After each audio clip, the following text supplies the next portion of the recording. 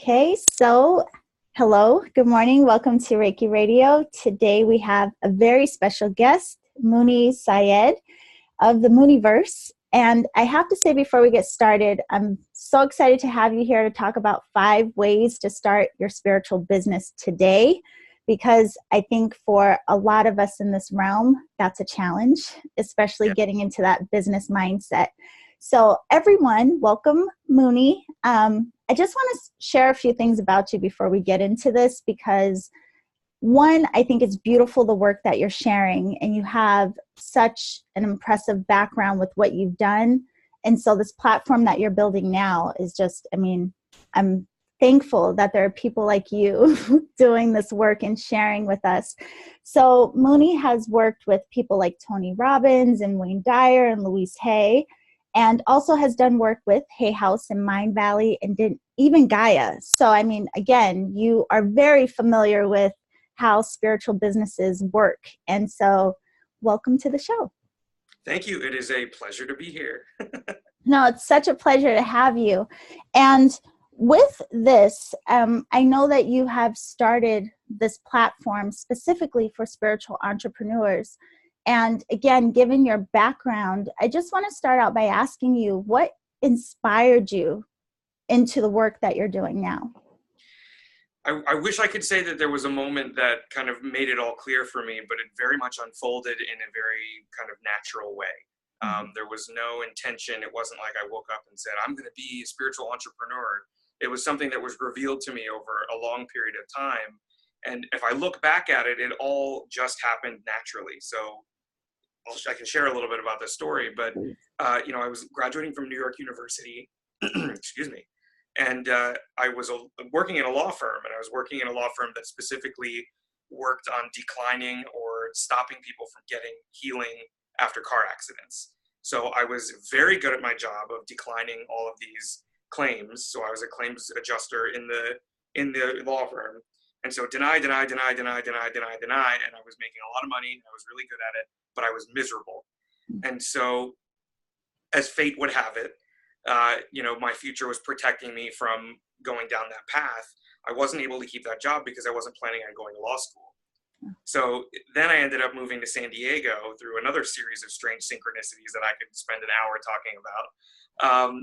And when I finished my drive, I literally sat down at the house I was staying at. The TV was on, and there was a commercial for a job fair that was on the TV. And I said, well, I may as well go get a job because I live here now. And that's when I showed up, and I walked in there and I found the booth at Tony Robbins. And then everything that happened after Tony Robbins was just like being along for the ride and just being open and being ready and being prepared for everything that came my way.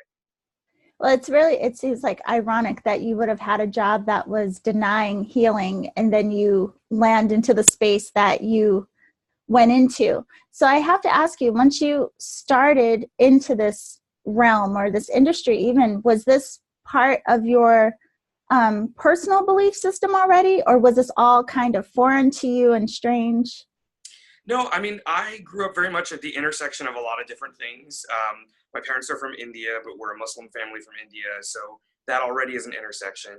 And then I went to Catholic school, so that's another intersection. And then we had a really good family friend who was Jewish, and so I was raised celebrating all of the high holy days. So I had the Muslim background, the Hindu background, the Christian and Catholic background, and then the Jewish background. And all of those things combined gave me a really unique view into what it was like to celebrate different versions of spirituality. And then later in life, I think around the time I was in middle school, I joined a Unitarian church in Syracuse, which is where I'm from. And that brought it all together, because then all of a sudden you're getting Far Eastern religions and all sorts of other things that are mixed in, and the concept that it's okay to celebrate all of these different traditions and make it your own.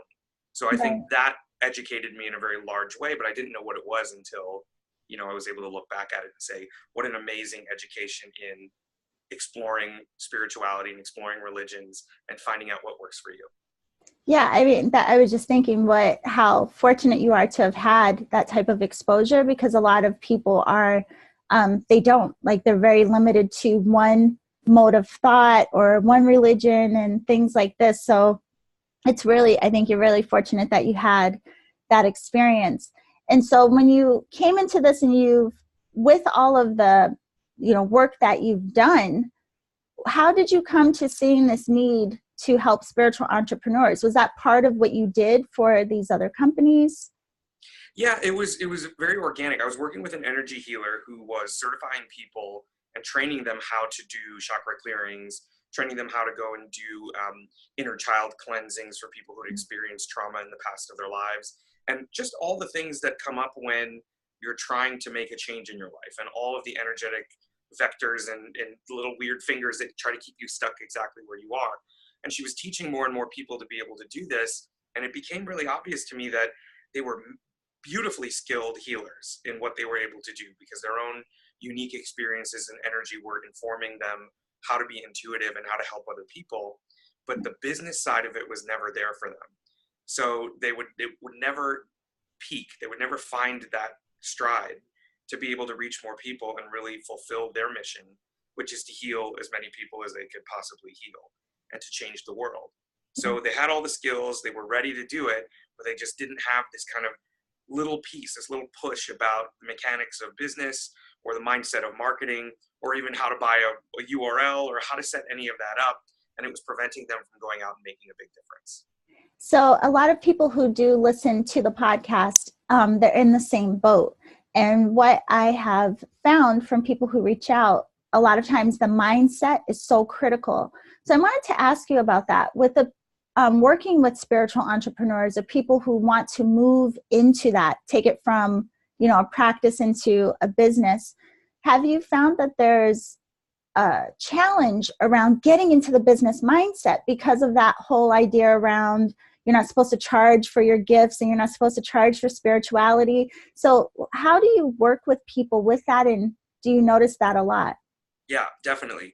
One of the things I learned at Tony Robbins that was really powerful is that any form of success or any undertaking, a lot of it, when it comes down to it, it's 80% psychology and only 20% mechanics. Mm-hmm. So the mechanics of setting up your business is very easy. It's a list, it's a tutorial, it's 5 things you can do right now, which is what we're talking about today, to be able to set that up and get it going. But the 80%, that psychology piece, is what stops everybody from moving forward. Yeah. So in the experience that I've had, one of the biggest challenges is everybody has this feeling like, oh, icky marketing, I don't want to sell, I don't want to charge, I don't want to this, I don't want to that, that's not me. And there's a whole story that's attached to what that is. Mm-hmm. And so what I try to do is help people see outside of that story, or step outside of that story, to see there's a larger responsibility as a leader in the spiritual industry for you to undertake. So one of the way that kind of comes up is this concept of, within all of us, there's a balance that we need to find between the monk, which is the spiritual version of yourself that wants to give everything away for free, right, and contribute at the highest level and be there and be a part of this beautiful vision for our future. And then there's the marketer that wants to get as much as they can get out of fees and retreats and book deals and sponsorships and all of these things that can come your way when you have a business going. So being able to take those two identities that exist within all of us and be able to have them kind of embrace and merge with each other, so that you can find that happy center and be a successful spiritual entrepreneur. So that's the big kind of breakthrough that a lot of people experience when I work with them. Well, and that just reminds me, I should point out that you are a business coach and a marketing strategist. So, I mean, that's very important to point out, because a lot of those stories are unique to us individually. And, what may be a block for one may not be for another. So it's very beneficial to be able to work with someone that can help you identify those things, because it's often hard for us to get out of our own way. So it's nice to have that support. Another thing I wanted to ask you about this as well is, I also have noticed that people have an idea that a spiritual business can only look or be one way. So can you speak to that as well? I mean, have you seen that there are different types, and can we create these businesses that are very authentic to us? Absolutely. All shapes and sizes. Mm-hmm. And there's nothing's right or wrong. I think that's the way that you have to approach all of this. It's just what is. So there's going to be what other people are doing, and you can look at that and be inspired by it. There can be a path that you want to create on your own. or it could exist simply with one client. It just depends on how you want to set that up. I know that there's people out there that have, you know, $1 million client and that's keeping them afloat.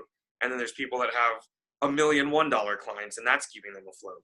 So it just is a matter of what feels right to you and how you want to set it up. But most of the time what we see is people who start as practitioners. Yes. And so it's a concept of I have an hour or a 45-minute or a 30-minute or a 20-minute block of time, and I'm exchanging that for a certain amount of dollars. And that certain amount of dollars, you know, is what I feel comfortable with at first. And then, you know, the rule that, you know, I'll give you a little teaser, but the rule is that once your schedule is full or you're at a certain capacity, your job then is to double your prices.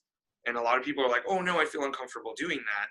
But the reality, and this is a lesson I learned from a store owner here in Los Angeles, that a lot of spiritual entrepreneurs feel uncomfortable around the areas of money. And there's a couple of different things to look at there. One is your own personal relationship with money and what that really means. Like, what did you learn from your parents about it? What did you learn in your life about it? What perceptions do you have about what money means? And there's a really powerful exercise you can do as a meditation or as a journaling process where you just ask yourself over and over again, what is money? And you come up with all the different answers that are in play for what money really is. And you start to unlock some of the emotional components behind it that might be keeping you stuck in your mindset. And then the other piece that she taught me was really powerful is that if you think back to ancient times when there were shaman and there were holy men and women and there were priests and priestesses and there were all of these things that were out there that you went to this spiritual sage to get advice, the reality of what was going on there is that the community took care of that person or those people. And so now we don't have a society where I can show up with a bushel of corn and thank you for, you know, taking care of me spiritually. So the only way we can show that gratitude is through money. And so if you can shift your perspective on it, that there's nothing dirty about money, there's nothing bad about money. It really is people being able, the community being able to support you for the work that you're trying to do, then all of a sudden things start to shift and open up for you. So that's, and then the third thing I would say is there's a book out there called Nice Girls Don't Get Rich. And a friend of mine suggested that I read that. And I said, okay, well, all right, I'll go read it. And I kept an open mind. And it really is powerful for spiritual entrepreneurs to read that book because it unlocks a lot of issues that people are holding on to about money and about wealth and about success and about business. And it's a phenomenal book. So definitely check that out. That's a really good, thank you for saying that and mentioning that. It's funny hearing you say that. Of course, in this realm, you hear a lot about past lives and these types of things. And I know that a lot of people also say that a lot of people who feel compelled to do spiritual work now or share or support others have had these past life experiences of being supported. And so it is very like, I don't know how to then ask for money in exchange or have this business mindset when I come from this, you know, this cellular memory of people just took care of us. So yeah, it is really interesting what does come up for people. But I like what you said about the importance of being supported so that the work can get out there. And especially with the world we're living in now, I mean, it's critical. So yeah, again, very excited that you're sharing this work to help inspire people and support them and show them how this can be done and why it's necessary. So let's get into these 5 things of how we can start our spiritual business today. So what's the first tip that you have for all of us trying to get this work out? Absolutely. This is my favorite part because this is that 20% mechanics part that we were talking about with a little bit of the 80% mixed in there. Okay. So the first thing that I would say at the top of the list is buy your business URL. And there's a lot of different rules and I'll go through them. They're really simple. Okay. So the first things first, is that you want to get your first name, last name.com. Mm-hmm. So that would mean that if your name is, you know, Peter Porcelain, that you would get peterporcelain.com, and that would be the URL that you have. And that may not be the one that you end up using for your business, but at least you have it, and at least it makes it real. It's an energetic message out into the universe that I am establishing this business. And so if you've been thinking about it for a long time, or you've been doodling it in a notebook, or journaling or meditating about what your business URL would be, save yourself a little bit of searching and go and just get your first name, last name.com. Now, for the very few of us that still exists, because a lot of times you'll go and look and it's a photographer or it's a fashion Mine designer. is a real estate agent. Or a real estate agent or, all over the place. And sometimes you just can't get it, and that's totally okay. What then comes next, the next step down is, depending on what modality of healing you're in or what type of service that you create or you provide, you want to create the second choice, which would be healing with Muni, or readings from Muni, or readings by Muni, or whatever action it is from, by, and your first name, so that it's a little bit more specific about what you do, but it's still unique to what you can have. And those are definitely still out there. Every client that I've brought to that level of being able to find the URL usually finds some version of it that works, and then they can get the .com of that. And I know there's a lot of debates about .com, .org, .healing, .this, .that. The truth is that for right now, the .com is the most important. Right. And in some cases, if you can't get that, you can't get the .com of healing with Muni, and you can't get the first name, last name.com, then you can go ahead and give yourself a break and get the .org. But your goal is to get first name, last name. If you can't get first name, last name, then healing with Muni. And then if you definitely can't get that, then we got to get creative about what you're going to use with your URL. For example, for me, my first name, last name is available, but Muni Syed is a difficult name for people to spell. Right. So then I had to make a decision about, okay, healing with Muni doesn't necessarily describe what it is that I'm creating. And, spiritual businesses with Muni is too long of a URL. And there was a project I was working on where everybody kept making this joke about, oh, the Mooniverse, the Mooniverse, the Mooniverse. And I said, I wonder if the Mooniverse is available as a URL. And funnily enough, Mooniverse.com is not available. There's I think it's a science teacher in the Midwest that owns that. And then the Mooniverse.com is the one that was available. So that's the one that I ended up going with. So I kind of worked my way through all of those different versions of how you could do it. But that was the first big step for me, was to say, I'm doing this. This is going to be the home of everything that I create online. And this is going to be how I do it. And so that would be step number one, bar none. First thing that you do is go and research and find that on whether it's GoDaddy or if it's Squarespace or any of the other services that you can use. It's usually you can get it for less than $20. Right. Yeah, it's funny you say that, because I am going to look at now my modality with my name when we're done with this interview, actually. Yeah. But when I couldn't get mine, I ended up buying I Am Yolanda. And I don't use it, but I just, but I like that you said at the beginning of that, it also ties in putting the energy of that out there. So I think that's a very important thing too, because a lot of this, and in this work, and even moving into that space of business, is even making the claim, which a lot of people have difficulty claiming and identifying with their work. Exactly. Yeah. You have to look at it almost as like an energetic or an electronic house. That's how I've described it to a lot of people. And in some cases, I have one client that for years was chasing after the owner of the .com of her business and trying to get it. And she finally was able to get it because they stopped using it. And one of the first things she did after she purchased it she did a space clearing on the website URL. Mm-hmm. So she energetically cleared the URL from all the stuff that was attached to the other business, and so that she could start fresh and have this beautiful clean slate to be building from. So think about it that way too, is it's exciting for you to buy this name, to attach your energy to it, to clear it, to set intentions, to create a vision. All of that is tied into just a couple of clicks of the mouse and a choice, and putting your credit card information in for $20, and just getting over that first big step is a huge accomplishment.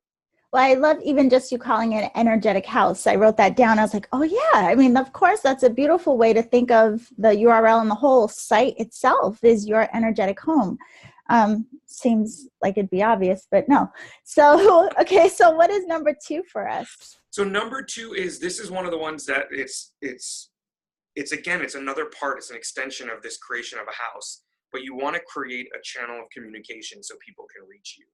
And so the next step is going on to Gmail or going on to whatever service you want to use, but I use Gmail, and setting up your professional email address. Okay. It's way simpler than people think. There's a bunch of video tutorials. I have a couple that are in the works so that you can go in, and now that you own your URL, so let's say Healing with Muni is my URL, I want to have an email address that says hello@healingwithmuni.com or mooney@healingwithmuni.com.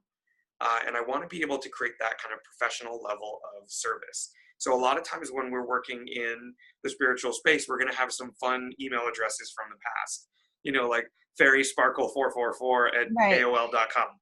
Those are all wonderful, and I have my own collection of them from before I had a professional email address. But we're really asking everyone that's stepping into this space to really step up and be a leader. And one of those things is giving everyone the certainty of having a communication that they feel safe and secure and connected to, and when they're going back and forth between you and them. And that's really going to be a professional email account. It's very easy to set up. It's very simple to do it in terms of connecting the energy of your house to the energy of that channel. And then all of a sudden you're able to send out emails and receive emails over this like beautiful, clean, wonderful new inbox that's not cluttered with all the spam and everything else that you've been carrying around for years and years. And it really sets the tone for the communications around that business. And so that would be part 2, is setting up your professional email address so that you can really open up that channel of communication back and forth. What I have to say I love about this, it just keeps echoing to me that it puts us in that, again, the mindset, like it starts to create that energy of mindset around it, but also that claim and identifying like, okay, I'm showing up in the world as whatever it is that you do. And that's so big, I think. I mean, before we even get to the money part, right? Like just having that comfort of saying, this is who I am. This is what I am going to be providing to the world. So yeah, it's really interesting how this is like formulating an identity for ourselves, re-identifying ourselves even. Yeah, and stepping into your power as a healer, and stepping into your power as a leader in the space. And I want to take a little break to mention that we're very lucky in this day and age right now to be able to have these tools a few clicks away. And $20 on buying your URL maybe, and $5 or $10 a month on your email account, and what that creates and the possibilities that creates for you, it was never this easy before. So you look at people like Wayne Dyer knocking on doors and selling books, or you look at Neale Donald Walsch struggling to get his message out there, or Louise Hay, or any of these huge names that are out in the industry. They all started exactly where we are now, only it was a lot harder back then to get it going. And now for us, it's very, very easy, the mechanics of it, just to be clear, not the psychology, that's some work, but the mechanics of it can be really easy if you choose to see it that way. Well, and before we get to the last 3, then I have to ask you this as well, and I want to bring this up. How much work and dedication actually goes into creating a business for yourself, and what it takes to like the investment in sustaining that and these types of things? Because I think a lot of people get discouraged that they see other people out there and they think that those people just put up a website and they're like, oh, they're successful, not realizing how much must have gone on in the background, but then also not knowing that it actually takes work on our parts. So can I just ask you to share a bit about that too? How much actually goes in the background, and the fact that if we are going to do this, I mean, isn't there some kind of level of like serious dedication that must come into play? Absolutely. Yeah, when you're looking around the internet and you're seeing your favorite spiritual teachers, none of them formed out of the sea fully, realized as a spiritual entrepreneur. They're still learning and growing at the same pace that we're all learning and growing. They're just a few steps further down the road than we are. And what the benefit of that is that you get to learn from what they've done. One of the greatest inspirations I've found is going and looking and seeing what other people have done, identifying the pieces of it that you love or the pieces that resonate with you, and being able to kind of clue yourself in. Tony Robbins always said, success leaves clues. So go and look at your favorite teachers, go and look at your favorite authors, go and look at the people that are really doing well in the industry and see what they're doing that you're attracted to, and see if that's something that inspires some form of action within you or a vision within you of what you want to create. So we definitely have the benefit of those that have gone before, for sure. The other piece of that I want to say is that we all have the possibility and the infinite possibilities that are out there to find the right set of things that are going to lead us to what we're supposed to be doing. And I want to be really careful how I say that, because we're not all meant for fame and fortune. Right. And we're not all meant to be the biggest names in the spiritual industry. And we're not all meant to do these things. There is a certain happiness that you could find in, I have 5 clients and I have a full-time job and I just do this on the side because it makes me happy. Yeah. There's a Zen that's found in, I go and hold a spiritual healing circle during the full moon at my local yoga center, and I just get a $5 donation from everybody, and I do that once a month. And on the other side of it, I'm an accountant. You know, there is no yardstick that you need to be measuring yourself against when you're entering this space. It really is all about what you and your larger infinite self have in store for you in this lifetime. Yeah. And it's not about a race, and it's not about winning, and it's not about any of those things. It's really about you stepping into who you truly are. And so yeah, well, there's 3 things coming up with what you said. I mean, one, I'm so glad you said that, because a lot of people come in this and think it is one or the other.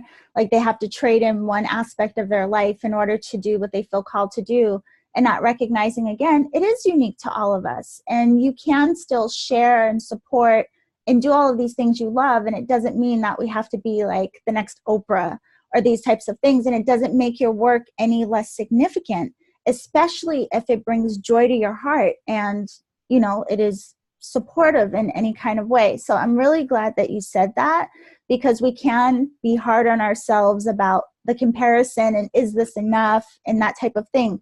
But another thing of what you said, the 2 things that it brought up for me, I would like to ask you about is the evolution of our businesses. So just like you said, looking at our favorite teachers or whoever is inspirational to us, again, like they didn't just drop out of the sky that way.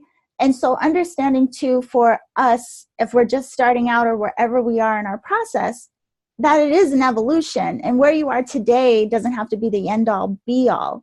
So how have you seen that? I mean, across the board, and again, with who you've worked with, I mean, can you just share some insight around that, how things do change? Absolutely. I mean, so one of the things that I feel fortunate being able to do, because I have a marketing background and I have a spiritual background, and I've done a lot of dancing between my monk and my marketer to find that middle ground. One of the books that I read that inspired me in creating a lot of the teaching that I do is called The Lean Startup. And it's a very heavy, you know, tech industry based book about what it takes to start up a business and how everything is shifting, so that in the tech world, people are no longer building things from A to Z and then launching it, that they're actually building it from like A to C or A to D and then testing, and then going all the way through to EFG and then testing, and then they continue to grow. And for me, what that turned into is it's almost like your business is on a spiral staircase. All you need to worry about is doing that first completion. And so you're going up the stairs and you're going around and you're starting back almost exactly where you were, but you're just up a level. And then you keep going and then you're up a level. And then you keep going and you're up a level. So this first 5 things, these are the first 5 steps on that spiral staircase.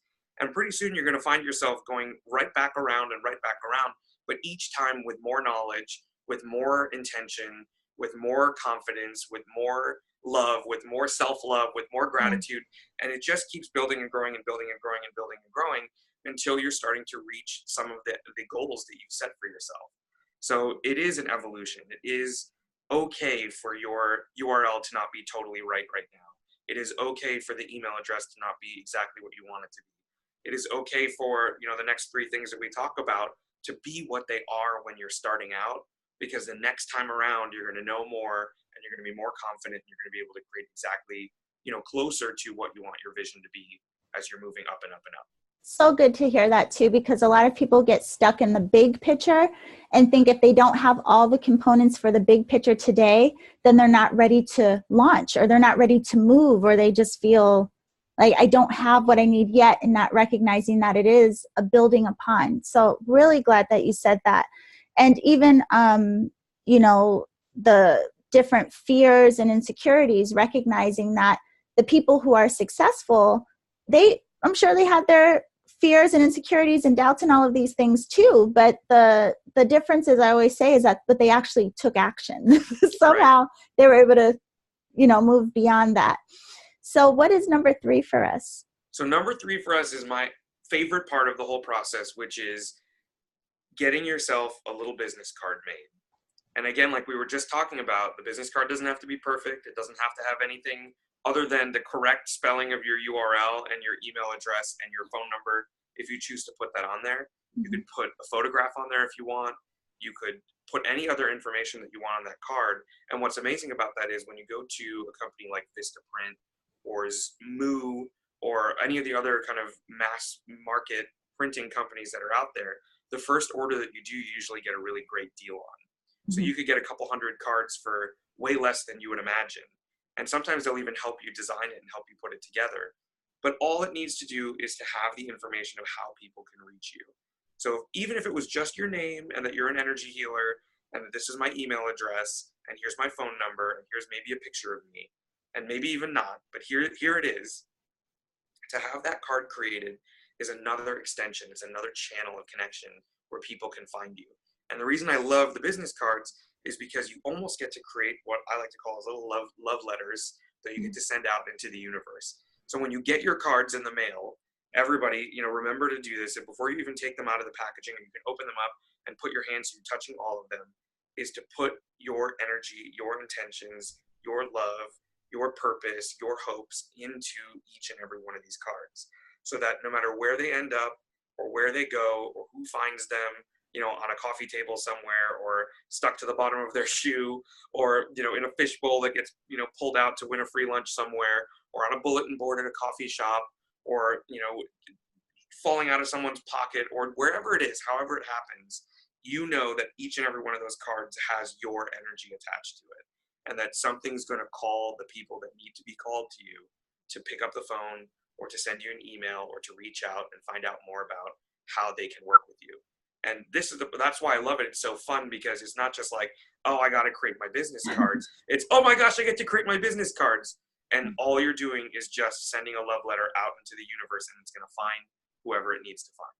I love the intentionality behind that. And even the idea, it's funny, I do energy work and I didn't think about doing that to my business cards, but I am revamping my business in the background, like name change, everything is changing, new site. And I just ordered new cards. And it's funny because the first batch that came in, the email address was wrong. So yes, double check your work before you press buy. But the new ones have come in. So I'm absolutely going to do that. I like that love letter. Like we're handing out little love letters to everyone we come into contact with. Yeah. And that's part of, again, you stepping into this leadership role is that, to be shy about handing out your business cards or be shy about putting them out places or asking if you can even put them places is what becomes part 4 of what we're going to talk about, which is really stepping into this identity of the message that you have, the gift that you can share, the possibilities that you can help create. Those are things that people are looking for. And you don't need to spend time soul searching on this. We know it's true. You and I both are working in the spiritual industry. There are so many millions of people, if not billions at this point, that are asking themselves these questions, that are searching for answers, searching for healing, searching for clarity. They're looking and looking and looking and looking. And what happens when there's so many people looking? They start finding. Right. And so you want to be out there. You want your lights to be turned on. You want to be shining out into the world in a way that the people that are looking for exactly you are going to find you. And so then, go ahead. Yeah, no, I was thinking, and how fortunate we are. I think of the people who have shown up to do that. So say like a Louise Hay, like, thank goodness she, for whatever reason, built on the work that she did and took whatever risks she had to take and she did it because we've all benefited from it. So yeah, it's like you never know who you will touch and who you may inspire. And again, it could be 3 people, who knows? But it still makes a difference. And yeah, that's huge. Yeah.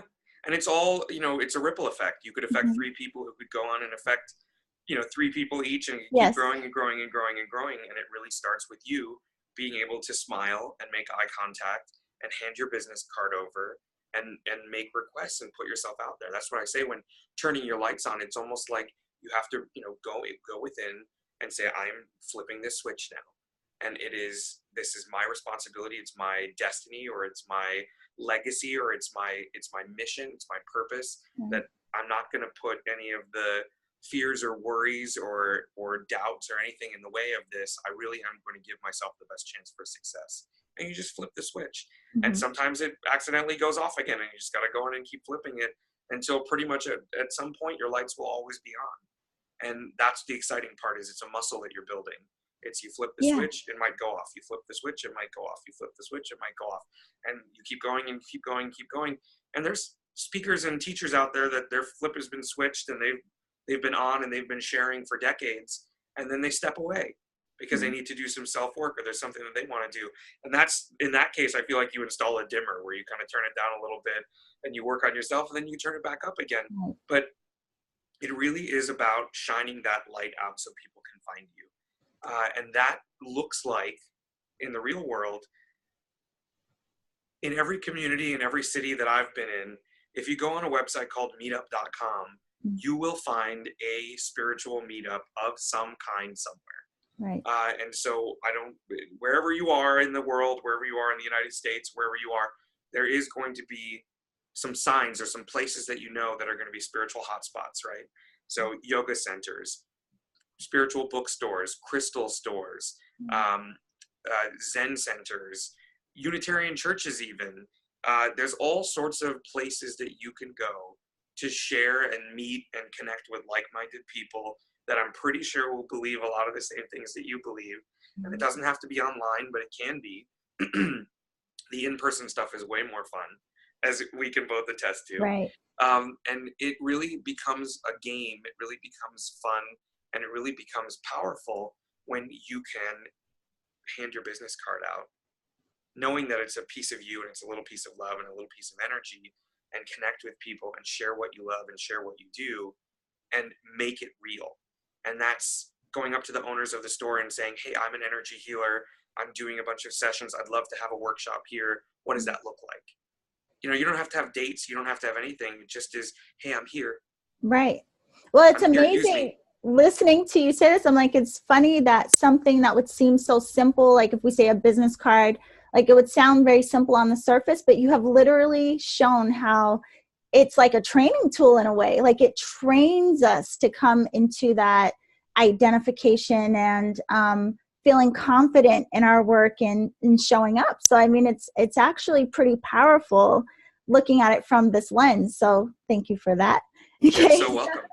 And then what do we have for number 4?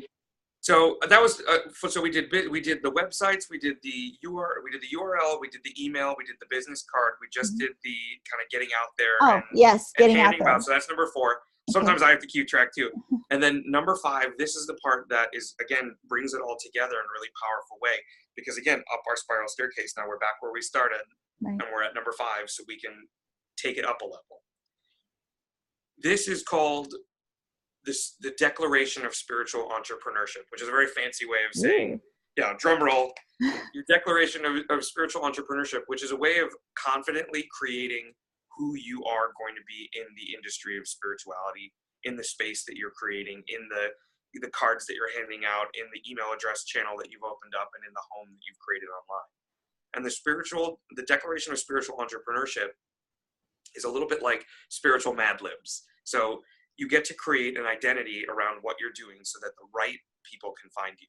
So you're putting out the right information so that the right people can be attracted towards you. So if you think about it, it's adjective, noun, verb. That's what you're looking to create. I am a dynamic, passionate energy healer who specializes in working with pets. Okay. That's an example. I am a expert in spiritual businesses. I am a powerful, engaging spiritual business expert who helps people launch the businesses they love.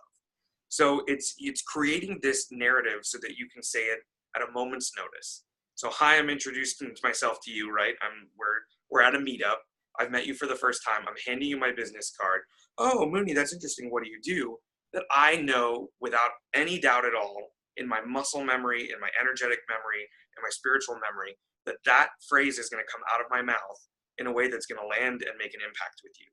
So it's this thing that you're going to have to practice, and you're going to have to keep doing and keep refining and keep creating and keep getting more and more and more specific. But it's a powerful exercise to almost affirm and create in the world the identity that you're creating as a spiritual leader. So it's I am an adjective, noun, who, verbs. So that's the exercise that you want to create, and you want to write it in your journal and come up with a million different versions and keep narrowing it down and keep working on it and keep working on it. And the vision that you want to have when you're doing this is, and I'm going to tell you a fun story.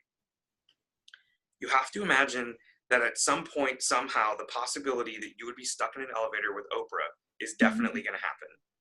And you're going to have your 30 seconds in the elevator with Oprah when you get to introduce yourself, and you want to be ready for that moment. And you want to be able to say, hi, my name is Muni. I'm a dynamic and energetic spiritual business expert who helps people launch businesses that they love. You want to be able to say that clearly without tripping over it, without thinking about it, without stalling out, without all the things that we all know as humans can happen when we get a little flustered or we get a little disconnected from that larger part of ourselves. And it really allows that voice to come out and that larger part of yourself to come out and people to connect with that. Well, that is such a powerful tool, because I think a lot of us in this realm also have a hard time and get uncomfortable with thinking that we have to describe to someone what it is that we do or these types of things. So, okay, so I am adjective, noun, who does verb. So I would challenge everyone, work on that and then post them on post them online, go to Muni's page. Post them online, write them down, share them. Yeah. You can, eventually put them on your third or fourth iteration of your business card. Right. So there's a lot of different ways that you can use that phrase, but the one that I think is most powerful is every morning, if you don't do your mirror work, start doing your mirror work. Right before or after you brush your teeth, you're going to look right at yourself. You're going to say, I love you. I'm proud of you. You're amazing. And then you're going to finish up with your power phrase, your adjective, noun, who, verbs, your declaration of spiritual entrepreneurship. And you're going to look at yourself and you're going to say it and you're going to say it and you're going to say it.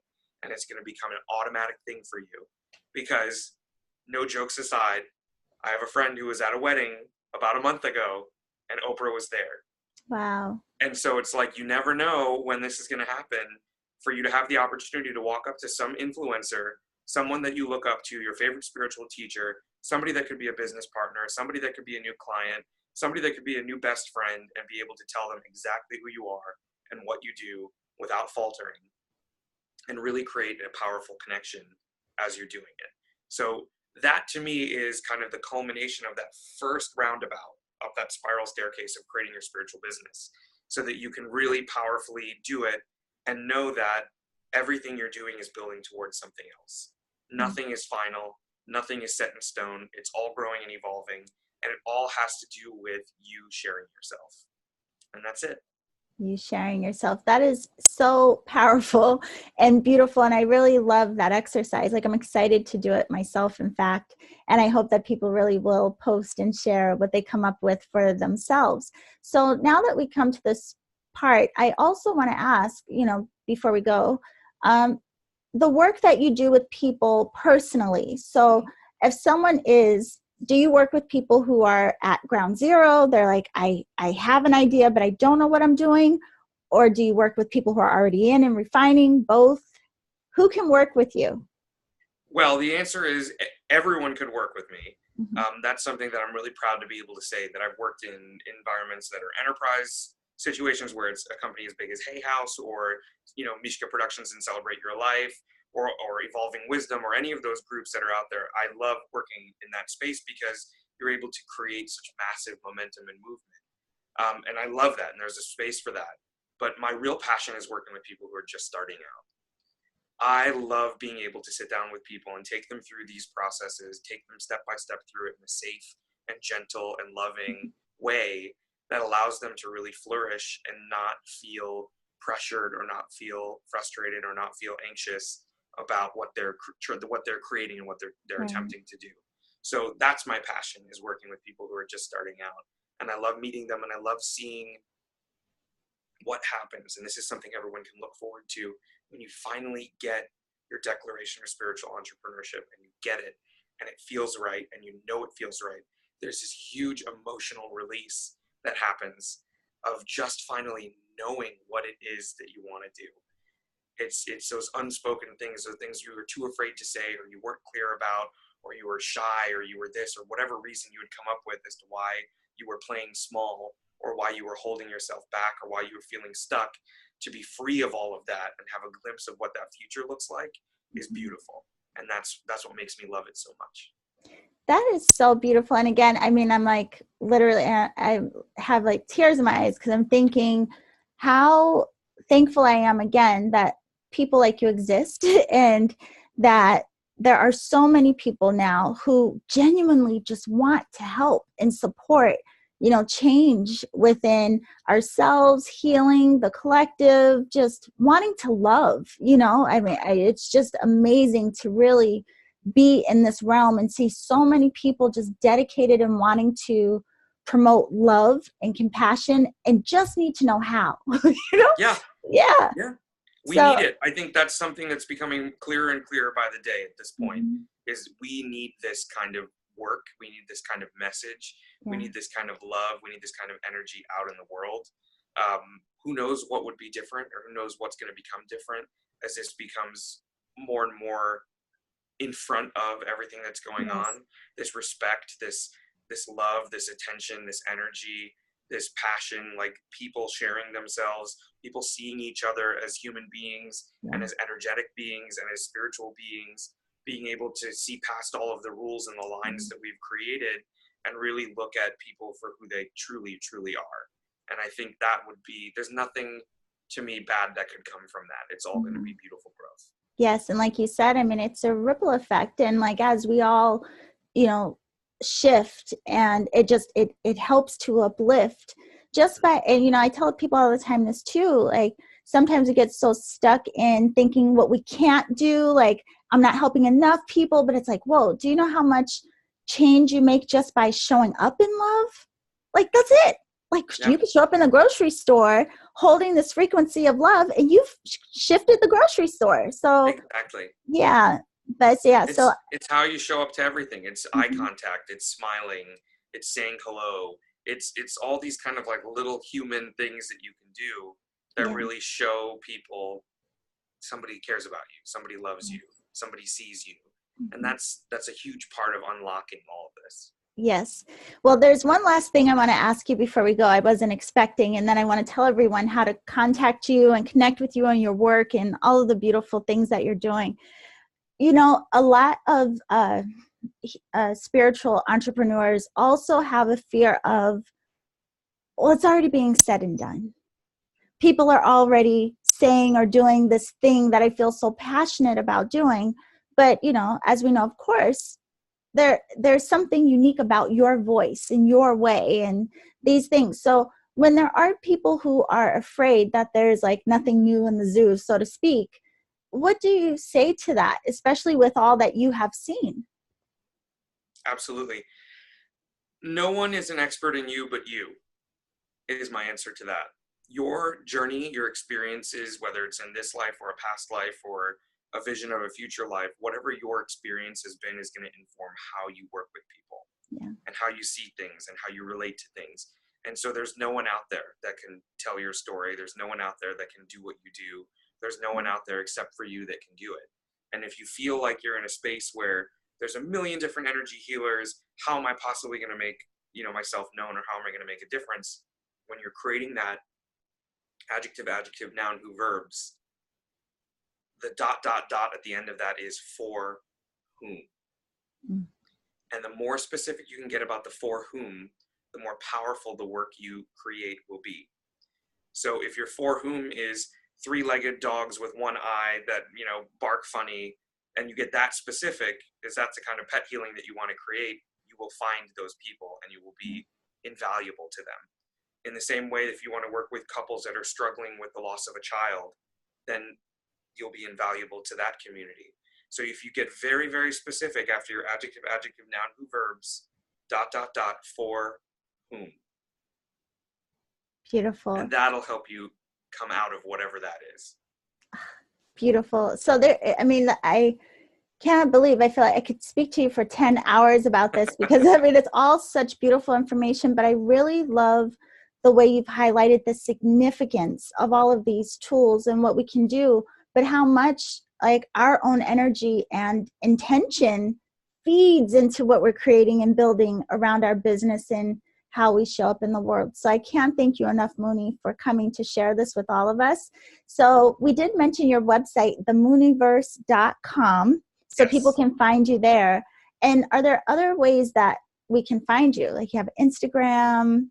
Yes. So my Instagram is @themuniverse, and I am doing all sorts of fun things and connecting with fun people on there. So there's a lot to look at and view there as well. And then my favorite thing that I do, because I love talking to people, and I think I can sense that in you too, is the podcast, which is the Spiritual Business School podcast. Is available on iTunes. And that podcast, the reason I love it so much is because I'm talking to spiritual entrepreneurs that are just like everybody else, just starting out, what their story was, what their moment of awakening was, when did they decide to start moving in this direction, what struggles have they gone through, what victories have they had from start to finish. And I think that's the most exciting part, is to see that everyone listening, everybody watching, everyone encountering this information, we're all starting in the same place. We're all just discovering, like, is this real? Can I do this? Will people like this? Will people be interested? Can I charge for this? Can I be successful?